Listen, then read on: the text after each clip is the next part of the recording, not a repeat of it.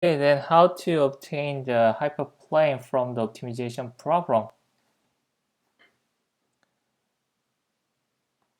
Here we want to maximize in the support vector classifier. We want to maximize the margin M by controlling parameter beta 0 to beta p and epsilon 1 to epsilon n. Constraint the two normal beta is equal to 1 so that the hyperplane equation have a unit vector, and yi times f beta xi greater than or equal to the margin times 1 minus epsilon I relaxation, and each epsilon I for each epsilon I have to greater than or equal to 0 for I, and the sum of epsilon I must be less than or equal to capital C. So this is the objective function and this is constraint, and we want to solve this optimization problem so that we can find the best subvector classifier. Okay, but this form actually very complicated and I cannot say this is easy to solve. So I want to give you an alternative form which looks more simple and even easy to compute or easy to find the optimal solution. So this is equivalent with this optimization problem, minimization with controlling beta 0 to beta p and epsilon 1 to epsilon n like before, but we want to minimize the beta norm scale with constraint yi f beta xi greater than or equal to 1 minus epsilon I for I, and epsilon I greater than or equal to 0, sum of epsilon I want to, and less than or equal to C. Okay, let's go to the easiest part first. These two constraints are exactly the same, so we don't need to worry about these two constraints. So the key is why this and this are the same. Okay, so one important part here is we don't have the unit vector constraint. So f beta xi can have any beta vector, right?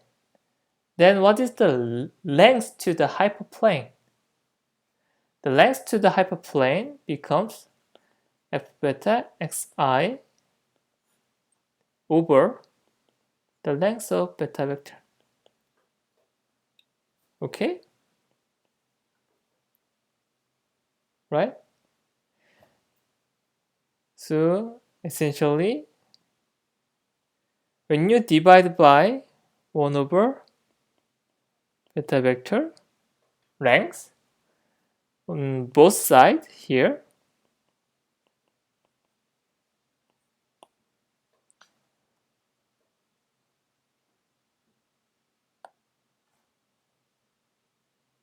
this is equivalent with m, margin value. So 1 over beta vector norm is the margin value. So this is 1 over m squared. The objective function replaced by 1 over m squared instead of m. And we change max to min. maximum of m function, the solution of maximum of m, so the beta and epsilon that maximize m will minimize 1 over m square. Because 1 over m square is monotonically decreasing function. As m increases, 1 over m square always decrease. So all beta and epsilon that maximize m, that will minimize the beta norm square. So these two problems are equivalent.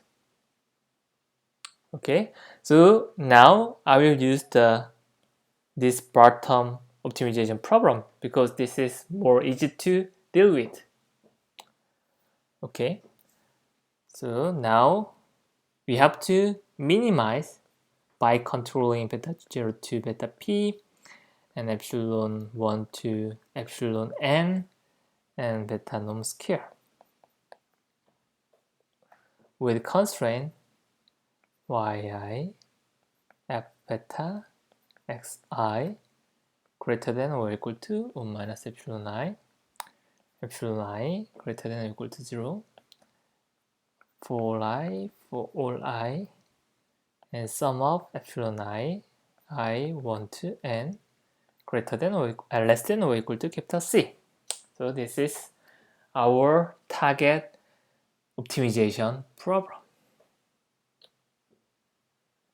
Okay. Essentially from this and this, from this and this,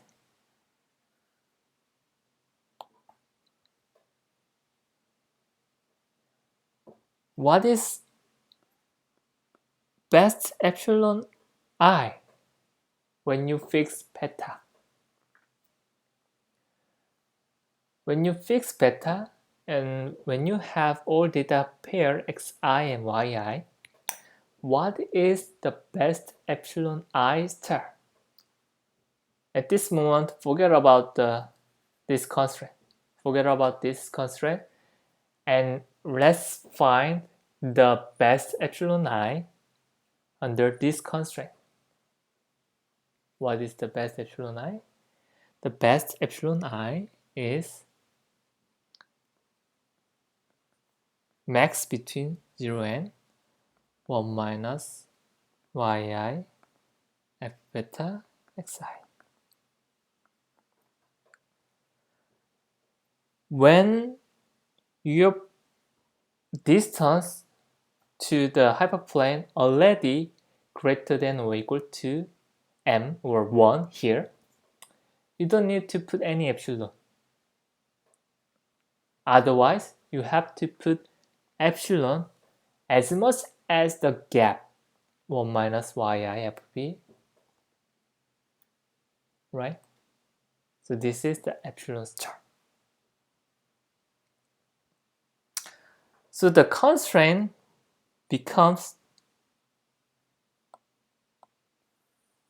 from this, the constraint becomes this summation I1 to n max 0 1 minus yi f beta xi. And this is called hinge loss or support vector machine loss. In many machine learning books and many machine learning materials, hinge loss one of very popular loss function for classification task. And SVM loss is another name of the hinge loss. Okay. The hinge loss looks like this. The loss shape like this. Okay, so when you have 0 distance to the boundary, you have 1 value. But when you have 1 margin, then the loss value equal to 0. And above this margin, no more decrease on your loss function. And for this side, the slope of your loss function is -1. After this side, your slope of your loss function is 0.